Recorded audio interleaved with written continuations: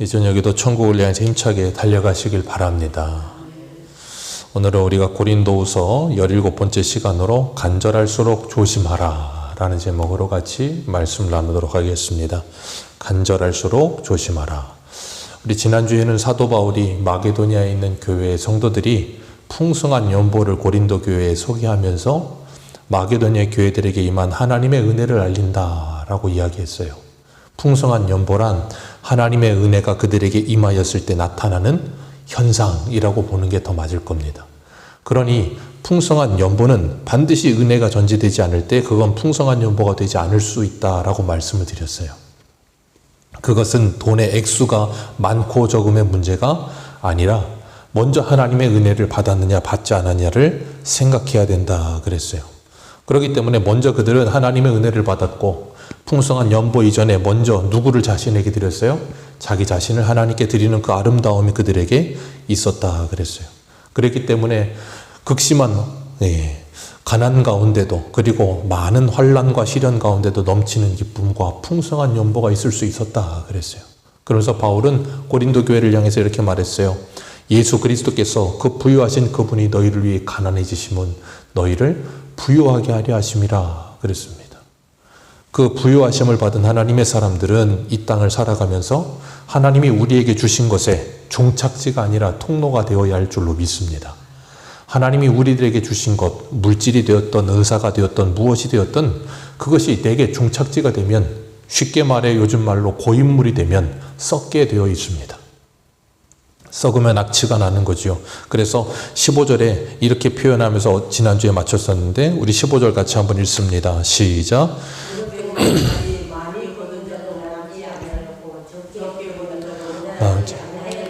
아멘. 이게 만나에 대한 말씀을 사도 바울이 그대로 인용한 거라 그랬어요. 많이 거둔 자도 적게 거둔 자도 모자라지 않고 남지 않고 균등하게 하고 평균하게 하려 함이라. 그 만나를 많이 거두어 욕심으로 가져오고 있다가 어떻게 됐어요? 그 다음 날에는 썩고 악취가 나고 벌레가 나는 일들이 일어나는 걸 하나님께서 보여주셨습니다. 그런 것처럼 하나님이 우리에게 주신 것, 그것이 무엇이든 우리가 종착지가 아니고 통로가 될 때 썩지 않고 하나님의 영광을 위해 아름답게 쓰임받게 될 줄로 믿습니다. 우리 오늘은 사도 바울이 교회에서 가장 민감한 문제 중에 하나인 재정의 문제에 대해서 말하고 있어요. 이 마게도냐 교회의 많은 교회들과 고린도 교회가 예루살렘 교회가 어렵다는 소식을 듣고 풍성한 연보를 했단 말이에요. 그래서 그 풍성한 연보를 이제 예루살렘 교회에 전달하는 일을 위해서 일꾼을 뽑게 되는 거예요.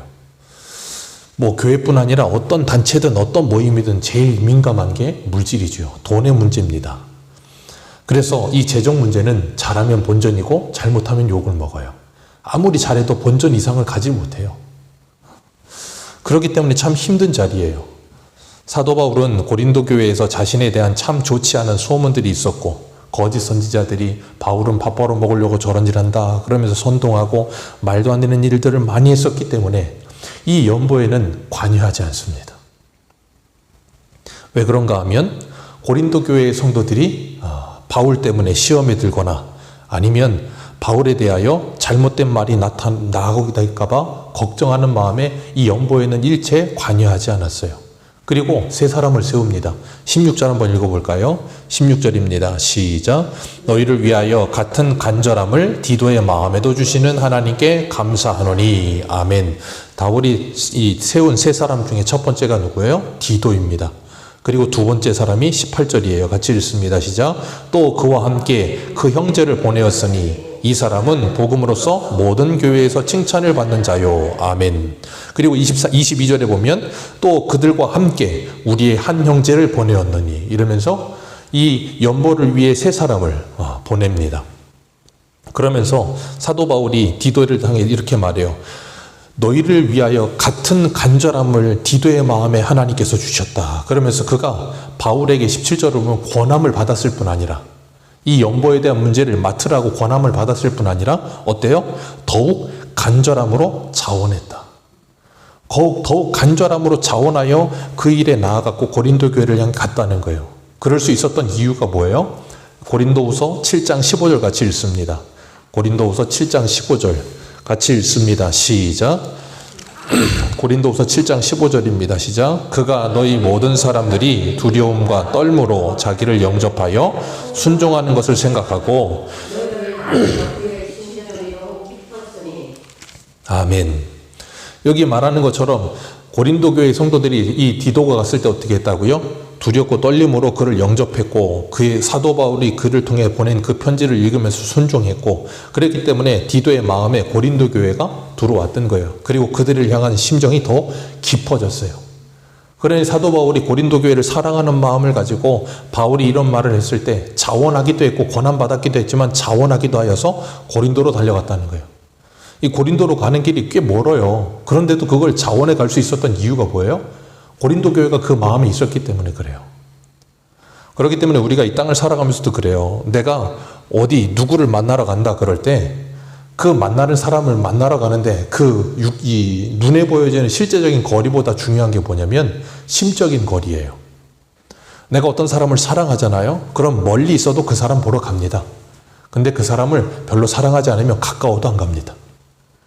사람이 그래요. 그래서 멀어도 가깝게 느껴지는 사람이 있고 가까워도 멀리 느껴지는 사람이 있어요. 디도에게 있어서 고린도 교회는 멀었지만 가까이 느껴지는 사람들이었어요. 그렇기 때문에 간절한 마음으로 자원해서 그 일을 할 수 있었던 거예요. 우리가 여기서 잊지 말아야 될 게 뭐냐면 하나님의 일을 함에 있어서 디도와 같이 간절함과 자원함이 있어야 된다는 거예요. 하나님의 일은 억지로 되는 일이 아닙니다. 처음에 하나님의 성막을 하나님께서 모세를 통해 짓게 하실 때도 그 성막 짓는 사람들이 뭐 했어요? 자원해서 왔습니다. 자원해서 와서 그 일을 했고 그 일에 애굽에서 가지고 나왔던 모든 은금패물을 가지고 나올 때도 어떻게 해요? 자원해서 그 모든 걸 드려요. 나중에는 성막을 짓고도 남을 만큼, 그래서 성막 짓는 일이 방해될 만큼, 그래서 모세가 더 이상 가져오지 말라고 막을 만큼 많이 가져왔어요. 나중에 솔로몬이 성전 지을 때 다윗이 그 모든 일을 거둘 때 어떻게 합니까? 모든 백성들이 자원하여 그 모든 일을 해요. 우리가 잊지 말아야 될 것, 하나님의 일은 언제든지 자원하는 마음이 없으면 하나님의 일이 되지 않습니다. 그렇기 때문에 자원해야 되는 거예요. 때로는 마가복음에 보면 예수님이 십자가를 억지로 지었던 사람도 있잖아요. 억지로 지는 일도 필요해요. 근데 거의 대부분의 일은 자원하는 일이어야 되는 거예요. 우리 한 군데 봅니다. 고린도전서 13장 보세요. 고린도전서 13장입니다. 이 조금만 하울링이 많이 나서 조금만 줄일래요? 조금만 줄여주세요. 고린도전서 13장 1절에서 3절까지만 읽어보겠습니다. 고린도전서 13장 1절에서 3절입니다. 같이 읽겠습니다. 시작. 내가 사람의 마음과 천사의 마음을 할지라도 사람이 없으면 소리나는 우리와 우리를 오라리라고 하고 내가 영원한 능력이 있어 모든 비밀과 모든 지식을 알고 또 하나님을 향하는 모든 믿음이 있을지라도 사랑이 없으면 내가 아무것도 아니고 내가 내게 있는 모든 것으로 포기하고 또 내 몸을 불사르게 내주시더라도 사랑이 없으면 내게 아무 유익이 없느니라. 아멘. 여기서 말씀하고 있는 게 뭐예요? 사랑이 없으면입니다. 사랑이 없이 하는 모든 일들, 누구에게 아무것도 아니고 아무 유익이 없대요? 나에게. 자, 그러면 내가 이 일을 하면 다른 사람에게 유익이 있을까요? 없을까요? 있을 수 있어요. 그렇잖아요. 내가 내 몸을 불사르도록 내어주고 구제하는 일을 하고 다른 사람들을 도와주고 그런 일들을 하면 그걸 도움받는 사람들은 분명히 유익이 있어요. 근데 나 자신에게는 아무런 유익이 없다고요. 왜요? 사랑이 없으면. 그러니 사랑이 없으면 뭐 하겠어요? 자원하지도 않아요. 누가 시켜야 하고 시키지 않으면 안 하려고 듭니다. 그러니 어떻게든지 최소한의 것만을 하려고 해요.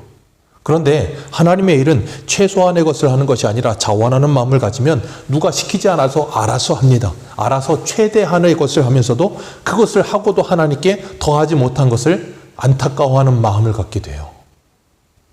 그렇기 때문에 우리 신앙생활은 수동적이 아니라 능동적인 거예요.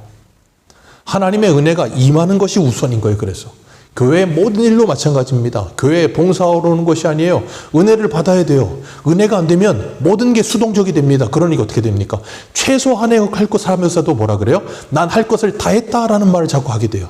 그러니 할 수만 있으면 안 하려고 하는 거예요. 왜요? 은혜가 없기 때문에. 그래서 우리는 교회에 와서 가장 먼저 해야 될 일이 어찌하든지 하나님과 내가 가까이 하기 위해 애써야 되고 어찌하든지 은혜 받기 위해서 몸부림을 쳐야 돼요. 그래서 은혜를 받는 일이 우선이지 다른 무엇은 소용이 없어요.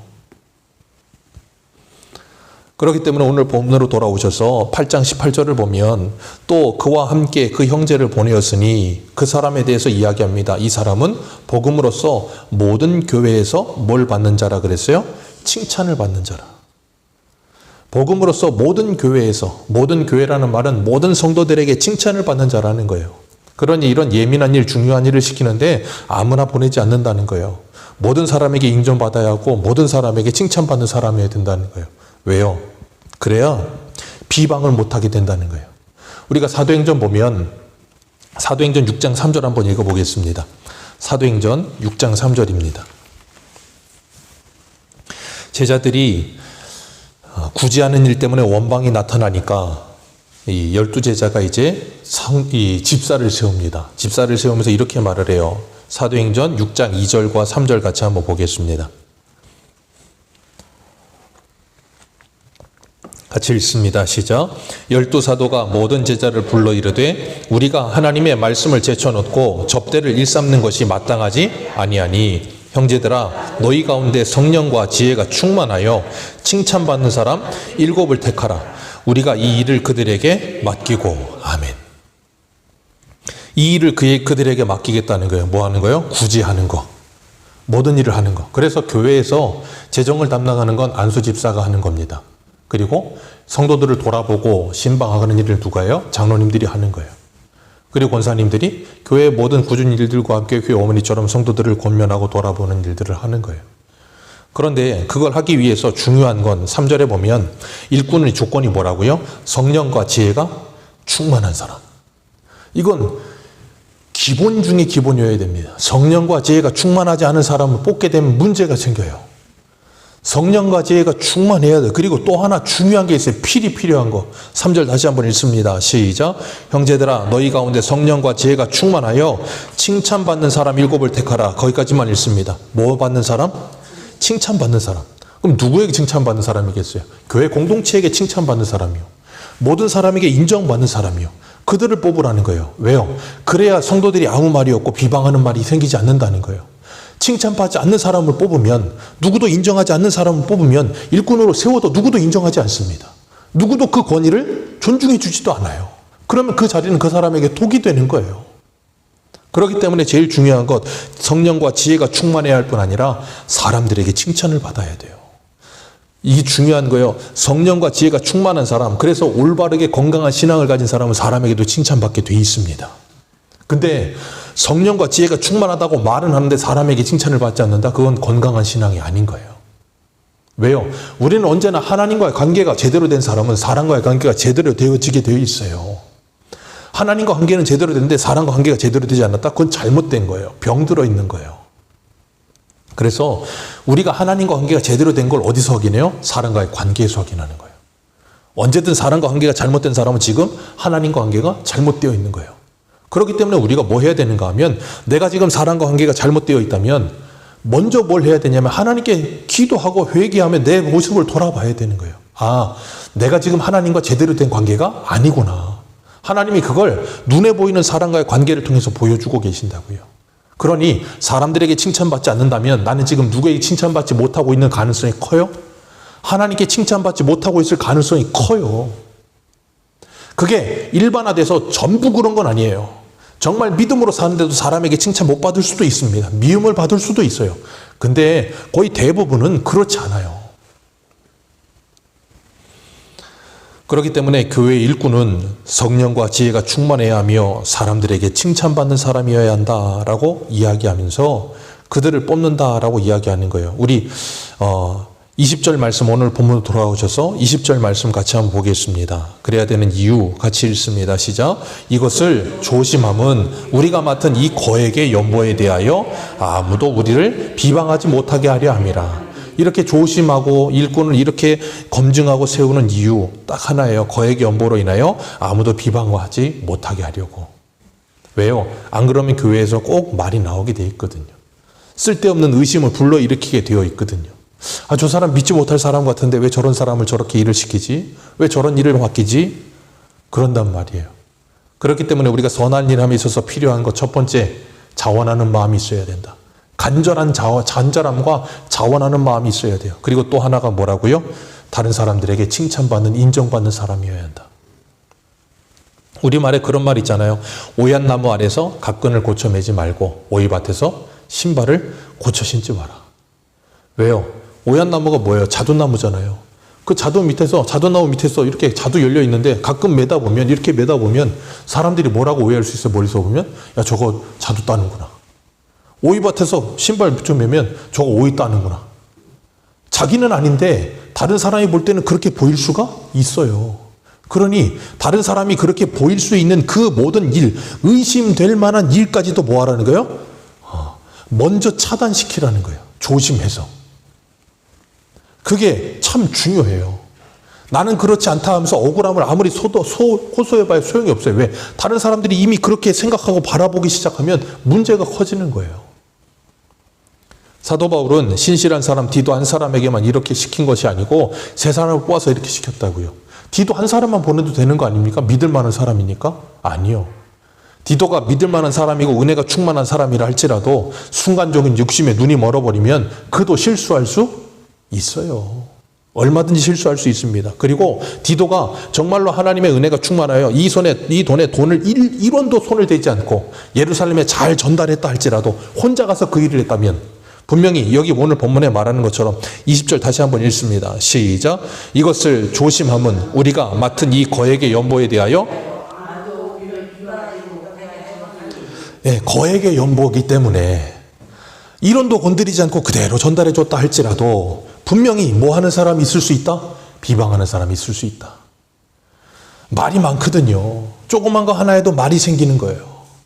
사람이 모이면 그래요. 교회만 그런 게 아니라 사람이 모이면 다 그렇습니다. 조그만 거 하나만 봐도 의심스러워 보이면 말이 눈덩이처럼 커져요. 그렇기 때문에 디도 한 사람만 보내는 게 아니라 뭐 한다고요? 세 사람 같이 보낸다. 그러면서 세 번째 사람을 이렇게 말해요. 22절 같이 한번 보겠습니다. 고린도후서 8장 22절 같이 읽습니다. 시작. 또 그들과 함께 우리의 한 형제를 보내었노니 우리는 그가 여러 가지 일에 간절한 것을 여러 번 확인하였거니와 이제 그가 너희를 크게 믿음으로 더욱 간절하니라. 아멘. 또 다른 한 사람, 내가 세 번째 사람을 너희들과 함께 보낸다. 그러면서 그 사람에 대해서 뭐라 그래요? 우리가 여러 가지 일에 간절한 것을 여러 번 뭐 했다? 확인했다. 그러니까 일꾼으로 세워서 그 사람을 일을 시켜보는 거예요. 근데 저 사람이 일을 어떻게 하나 시켜놓고 그냥 놔두나요? 아니죠. 신경 안 쓰는 것 같아도 다 봅니다. 저 사람이 어떻게 일을 하는지, 저 사람이 신실하게 하는지, 성실하게 하는지, 아니면 간절함이 없이 그냥 대충 하는지 다 봐요. 그걸 보고 있다가 한 번 확인하는 게 아니라 몇 번 확인했다고요? 여러 번. 재차 검증에 검증을 또 거치는 거예요. 여러 번 확인합니다. 그래서 그 사람에게 이 중요한 일을 맡긴다는 거예요. 왜 그렇게 한다고요? 선한 일에 조심하려고. 비방의 소리가 나오지 않게 하려고. 우리가 세상에서도 그렇잖아요. 세상에서 정치인들 어떤 장관을 임명한다든가 그러면 국회에서 뭐 합니까? 여러 번 검증합니다. 확인하고 또 하고 사돈의 8촌까지 다 캡니다. 그래서 무슨 문제가 있는지 없는지 계속해서 들춰내요. 근데 생각해 보세요. 사돈의 8촌에 문제가 있는 것까지 이 사람이 책임져야 되면 누가 그 일을 하겠습니까? 근데 그렇게까지 해요. 이유가 뭐예요? 그 사람이 대한민국의 한 국민이라면 그렇게까지 안 합니다. 대한민국의 일반 사람은 누구도 그렇게 검증 안 해요. 근데 대한민국의 한 정부의 대표가 될 사람이기 때문에 그렇게 검증하는 거예요. 우리는 보통 그렇게 봐요. 야, 저렇게 검증하는지 거의를 누가 시키냐? 누가 하냐? 예, 그렇다 할지라도 해야 되는 거예요. 왜? 그 자리에서는 비방받을 일. 그러니까 우리가 그랬잖아요. 정치인들이나 아니면 뭐 이렇게 나라의 어떤 일을 맡은 사람들 보면 그게 영광스러워 보여도 욕먹는 자리에 욕받이입니다. 욕받이. 아까도 말씀드렸잖아요. 잘하면 본전이고 못하면 욕먹는 자리예요. 그런 자리에 그렇게 철저하게 검증을 해서 올려도 나중에는 또 욕합니다. 그게 사람이에요. 그게 세상인데 교회는 그러지 말아야 되는데 얼마든지 그럴 수 있다는 거예요. 그렇기 때문에 바울이 이렇게 많은 검증을 하는 거예요. 우리 한 군데 한번 보겠습니다. 어디를 보시냐면 디모데전서입니다. 디모데전서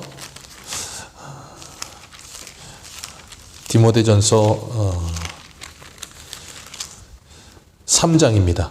디모데전서 3장 보겠습니다.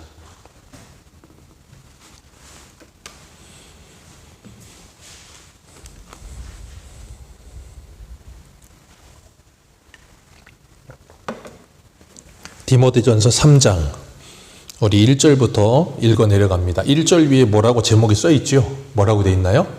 감독과 집사의 자격. 교회의 감독과 집사는 이런 사람들을 세워야 된다는 거예요. 분명한 성경에 자격이 되어 있어요.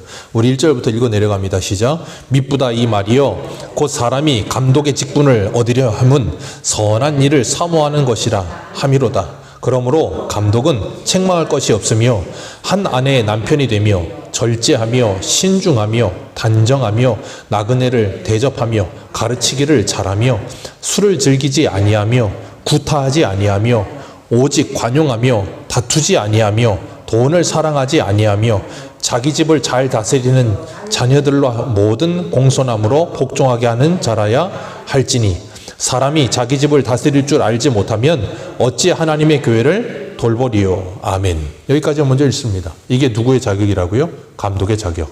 다시 말해 목회자의 자격이라는 말이에요. 책망할 것이 없어야 되고 한 아내의 남편이어야 되고 절제하고 신중하고 단정하고 나그네를 잘 대접하고 가르치기도 잘해야 되고 술을 즐기지 말아야 되고 구타하지 말아야 되고 관용해야 되고 다투지 않고 돈을 사랑하지 않아야 되고 자기 집의 자녀를 잘 다스릴 줄 알아야 되고 공손함으로 복종하도록 자녀들도 잘 양육해야 된다는 거예요. 이 모든 게 다 되지 않으면 감독이 되면 안 된다는 거예요. 그러면 이런 기준을 세우면 오늘날 목회자 될 사람이 많을까요? 적을까요? 많을까요? 적을까요? 적어요. 예, 적어도 그렇게 하라는 거예요. 아, 이렇게까지 사람을 검증하면 누가 이렇게 할 수 있겠어? 그래도 하라는 거예요. 왜? 이런 검증을 안 하기 때문에 오늘날 교회가 세상으로부터 지탄을 얼마나 많이 받습니까? 지금 세워지는 목회자의 10분의 1만 세워진다 할지라도 이걸 하라는 거예요. 근데 이걸 안 하기 때문에 문제인 거예요. 여러분, 사람의 몸을 고치는 의사도요. 의대 나와 대학원 나와 레지던트, 인턴 다 거쳐 10년 이상을 공부해야 돼요. 그런데 사람의 영혼을 관리하는 목회자라고 하는 사람들이 대학원 3년 나와서 뭘 해서 뭘 하겠? 아니라고요. 검증의 검증을 더 해야 되는 거라고요. 그리고 6절 말씀에 뭐라 그래요? 새로 입교한 자로 말지니 교만하여 마귀의 정죄하는 그 정죄에 빠질까 하며. 새로 입교한 얼마 신앙생활 되지 않은 사람도 세우지 말라는 거예요. 왜요? 사단에게 미혹받을 수 있다는 거예요. 그러면서 7절에 같이 읽습니다. 시작. 또한 외인에게도 선한 증거를 얻는 자라야 할지니 비방과 마귀의 올무에 거기까지입니다. 외인에게도 교회 밖에 그러니까 그 사람이 살고 있는 마을의 주변 사람들에게도 선한 증거를 얻는 자라야 할지니라. 비방과 마귀의 올무에 빠지지 않게 하려고. 그러면서 집사들에 대해서도 이야기해요. 8절입니다. 시작. 이와 같이 집사들도 정중하고 일구이연하지 아니하고 술에 임박이지 아니하고 더러운 일을 탐하지 아니하며 깨끗한 양심에 믿음의 비밀을 가진 자라야 할지니 이에 이 사람들을 먼저 시험하여 보고 그 후에 책망할 것이 없으면 집사의 직분을 거기까지만 읽습니다. 이 집사라고 하는 것은 우리가 흔히 생각하는 서리 집사가 아니라 안수 집사를 말하는 거예요. 안주 집사를 세울 때에도 이런 과정을 거치라는 거예요. 그러면서 뭐라고요? 정중하며 일구 한 입으로 두말하지 않고 술에 임박이지 않고 더러운 이익을 탐내지 않고 깨끗한 양심으로 믿음의 비밀을 가지고 있어서 그런 사람들을 먼저 모하여 보고 시험해 보고 오늘 바울이 22절에서 그 세 번째 사람을 여러 번 검증했던 것처럼 그들을 시험해 보고 그 다음 책망할 것이 없으면 집사의 직분을 맡기라. 그러니까 이런 일들이 쉽지 않다는 거예요. 어려워요. 그러면 아까도 말씀드린 것처럼 누가 그런 일을 하겠냐? 예, 그런다 할지라도 해야 되는 거라고요. 이런 일을 안 하기 때문에 오늘날 교회가 너무나도 돗대기 시장이 돼버린 거예요. 그러면서 11절에 뭐라 그래요? 11절 같이 읽습니다. 시작. 여자들도 이와 같이 정숙하고 모함하지 아니하며 절제하며 모든 일에 충성된 자라야 할지니라. 집사들은 한 아내의 남편이 되어 자녀와 자기 집을 잘 다스리는 자일지니 집사의 직분을 잘한 자들은 아름다운 지위와 그리스도 예수 안에 있는 믿음의 큰 담력을 얻느니라. 아멘. 여인들도 정숙하고 모함하지 않고 절제하며 모든 일에 충성된 자들을 세우라. 그런 것을 검증하고 시험하고 확인하라. 그런 일들이 너무나도 필요하다고요. 사도 바울은 오늘 본문에 이 고액의 연보를 보내는 일꾼들을 세우는데 이렇게 했지만 이 고액의 연보만 있습니까? 아니요. 우리 한 군데 봅니다. 로마서 14장 가보세요. 로마서 14장 16절입니다.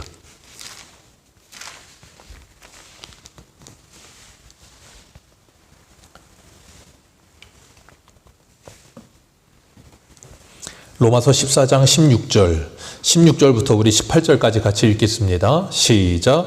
그러므로 너희의 선한 것이 비방을 받지 않게 하라. 하나님의 나라는 먹는 것과 마시는 것이 아니요 오직 성령 안에서 의와 평강과 희락이라. 이로써 그리스도를 섬기는 자는 하나님을 기쁘시게 하며 사람에게도 자, 여기 분명히 말하죠. 그리스도를 섬기는 자는 하나님을 믿음으로 기쁘시게 할 뿐 아니라 사람에게도 뭐 하는 사람?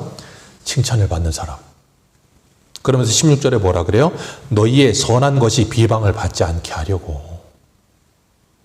그렇기 때문에 교회에서 일꾼을 세운다는 건 너무나도 중요한 일입니다. 대충 해야 되는 일이 아닌 거예요. 세상에서 장관 세우기 위해서 국회에서 검증하듯이 교회에서 검증해야 되는 거예요. 오늘날 그런 일이 없기 때문에 너무나도 문제가 많이 생기는 거예요. 그러면 누가 하겠습니까? 예, 할 사람이 없어도 해야 되는 거예요. 예전에 저쪽에 경기도 쪽에 어떤 작은 교회인데 그 교회에서 목회하시는 목사님이 쓴 책이 가능한 교회라는 책이 있었어요. 그 교회는 교회에 들어와서 교회에 등록하고 교회의 새 가족이 되기까지 엄청난 시간의 교육을 받아야 돼요.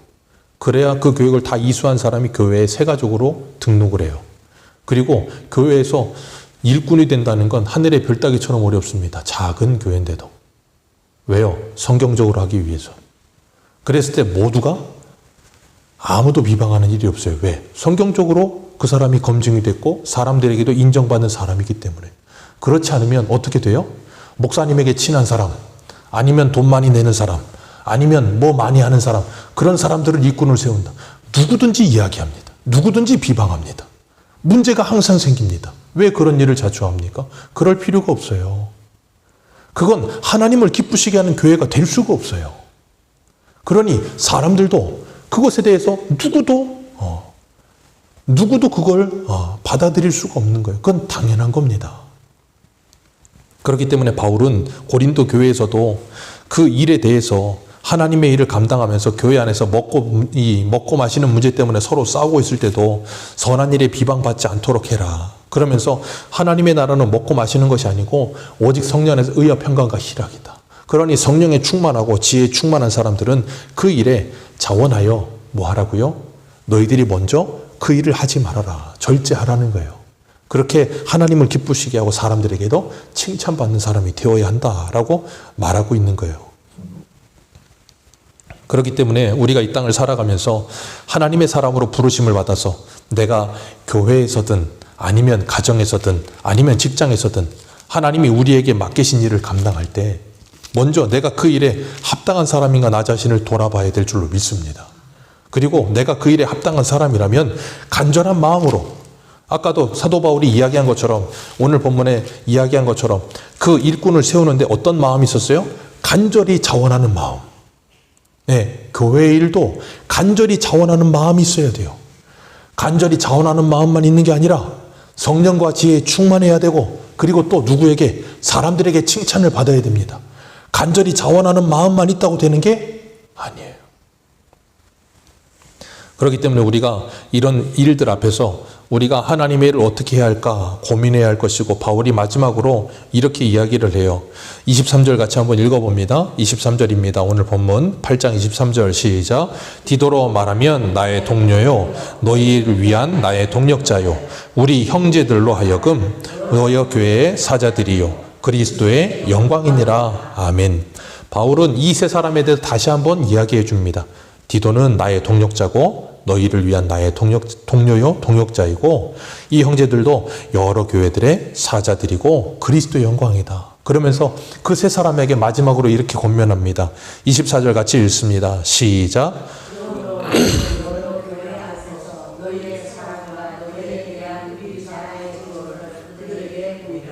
너희는 여러 교회 앞에서 너희의 사랑과 자원하여 간절함으로 그 일을 하잖아요. 사랑으로 너희의 사랑과 그리고 너희에 대한 바울 그리고 우리들의 자랑 우리가 너희들을 추천했고 우리가 너희를 자랑했으니 그것에 대한 증거를 누구에게? 마게도냐의 모든 교회들과 그리고 고린도 교회에게 뭐하라? 보이라. 그 말은 뭐예요? 너희들에게 맡긴 이 일 성실하게 정직하게 잘 감당하고 돌아와라 그 말이에요. 그래서 누구도 너희들에 대해서 비방하거나 아무 말 없도록 그 일을 감당하라. 그 말씀하고 있는 거예요. 오늘도 우리가 주의를 하면서 중요한 것, 우리가 하나님 앞에서 그리고 사람 앞에서 내가 그 일을 어떻게 감당하고 있는가를 돌아보시길 바랍니다. 그리고 하나님을 기쁘시게 하고 있고 내가 사람들에게 칭찬받는 삶을 살고 있는가. 어떤 분들은 그런 분들이 있어요. 하나님의 일을 하는데 하나님께만 인정받으면 되지. 사람한테 인정받아서 뭐 하냐고. 그런 말하는 분들이 있어요. 아니요. 우리는 하나님께 분명히 인정을 받고 있다면 사람들도 그 사람을 인정할 것이고 사람들도 그를 칭찬할 겁니다. 그런데 내가 지금 사람들에게 올바른 칭찬을 받지 못하고 있다면 어떻게 하셔야 돼요? 나 자신을 점검해야 돼요. 돌아봐야 합니다. 그리고 내가 정말 하나님과 올바른 관계 속에 있는가? 내가 사람들과 올바른 관계와 균형을 맞추고 있는가? 그렇지 못하다면 내 자신을 돌아보고 주님 앞에 회개하면서 다시 세워줘야 되는 거예요. 그래서 우리가 주님 앞에서 나는 지금 어떤 사람으로 서 있는가 돌아보시고 우리 자신을 점검하면서 하나님의 일꾼으로 세움받은 우리들이 정말 하나님과 사람들에게 칭찬받고 하나님을 기쁘시게 하며 인정받는 하나님의 사람들로 세워지는 저와 여러분들 되시기를 축복합니다. 기도하겠습니다.